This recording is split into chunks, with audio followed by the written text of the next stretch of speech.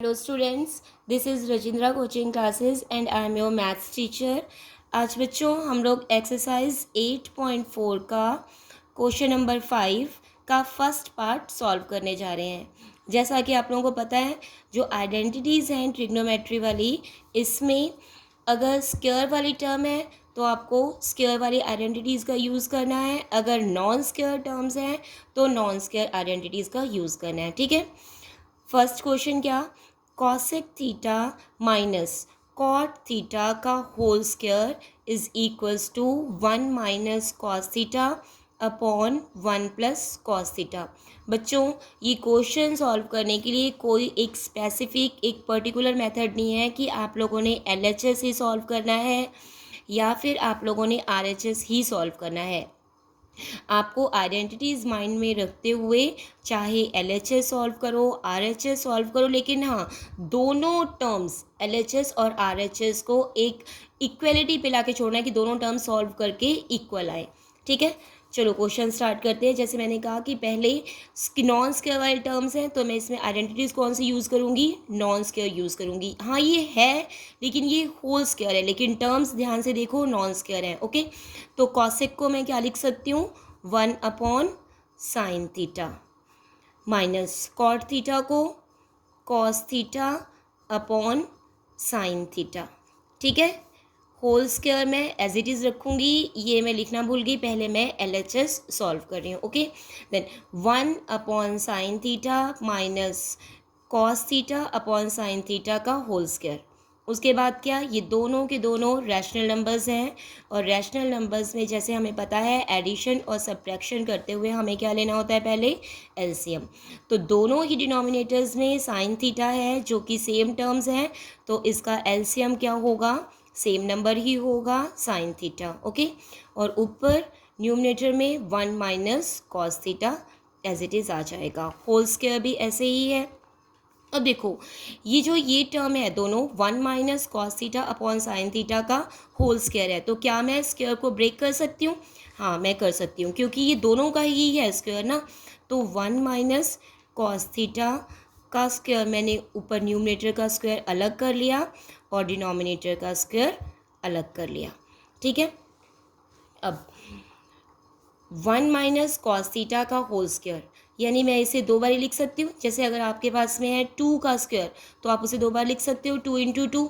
4 का square 4 into 4, as it is 1 minus cos theta का whole square मीनटू से आप क्या लिख सकते हो, 1 minus cos theta into 1 minus cos theta. ठीक है, अब ऊपर वाली टर्म आप ध्यान में रखो, जो आपको 2 प्रूव करना है ये आपके माइंड में होना चाहिए कि जो 2 प्रूव है ये 1 माइनस कॉस थीटा ऊपर है न्यूमिनेटर में और यहाँ आपके न्यूमिनेटर में 1 माइनस कॉस थीटा आ चुका है, जो कि 2 बार आ चुका है।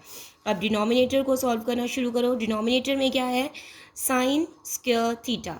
साइन स्क्वायर थीटा को आप क्या लिख सकते हो, आइडेंटिटीज याद करो, क्या होता है relation, sine square theta plus cos square theta is equals to क्या होता है, 1। तो यहाँ से आपके पास वैल्यू निकल के आ जाती है, sine square theta is equals to 1 minus cos square theta. इसका मतलब जहाँ कहीं पे भी साइन स्क्वायर थीटा है वहाँ पे मैं 1 माइनस कॉस स्क्वायर थीटा लिख सकती हूँ, है ना।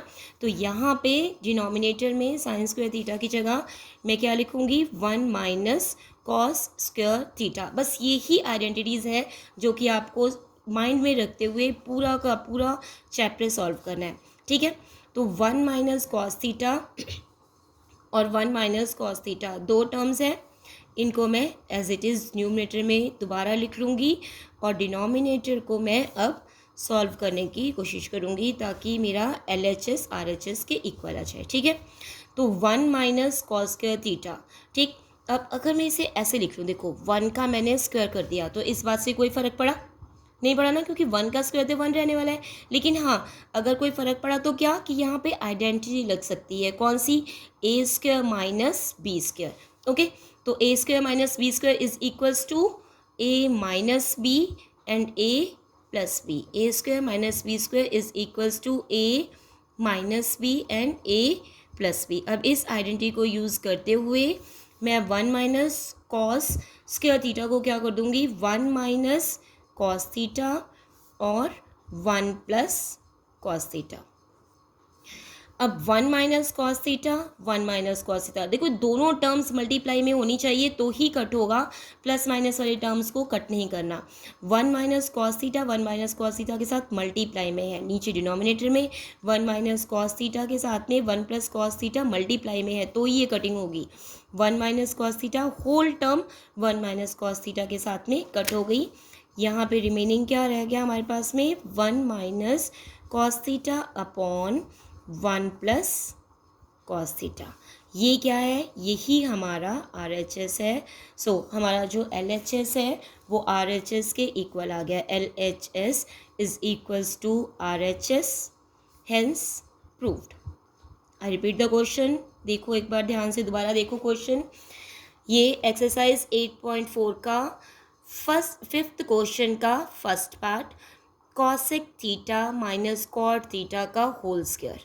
ठीक है, नॉन स्क्वायर टर्म्स हैं तो इसके लिए इनको सॉल्व करने के लिए मैं जो नॉन स्क्वायर आइडेंटिटीज़ हैं उनको ही यूज़ करूँगी। कॉसेक को मैं क्या लिख सकती हूँ, 1 अपॉन साइन थीटा, और कॉट को कॉस अपॉन साइन थीटा। ठीक है, ये रैशनल नंबर्स हैं तो रैशनल नंबर्स को माइनस करने के लिए आपको पता है कि एलसीएम की ज़रूरत है। साइन थीटा मैंने एलसीएम ले लिया, numerator 1 minus cos theta as it is रह गया, होल स्क्वायर था, होल स्क्वायर लगा हुआ है। नेक्स्ट स्टेप में मैंने स्क्वायर को क्या कर लिया, ब्रेक कर लिया, न्यूमरेटर का स्क्वायर अलग कर दिया और डिनोमिनेटर का स्क्वायर अलग कर दिया। ठीक है, उसके नेक्स्ट स्टेप में मैंने क्या किया, न्यूमरेटर का क्योंकि होल स्क्वायर है तो उसको मैंने रिपीट करके 2 टाइम्स ब्रेक करके लिख लिया, और साइन स्क्वायर थीटा को 1 माइनस कॉस स्क्वायर थीटा लिख दिया, because sine square theta is equals to 1 minus cos square theta. अब यहाँ पे मैंने आइडेंटिटीज का यूज़ करते हुए 1 square minus cos square theta को 1 माइनस कॉस 1 प्लस कॉस में ब्रेक करके लाइक टर्म्स को कट करके LHS को RHS के इक्वल कर दिया। बहुत ईजी क्वेश्चन है।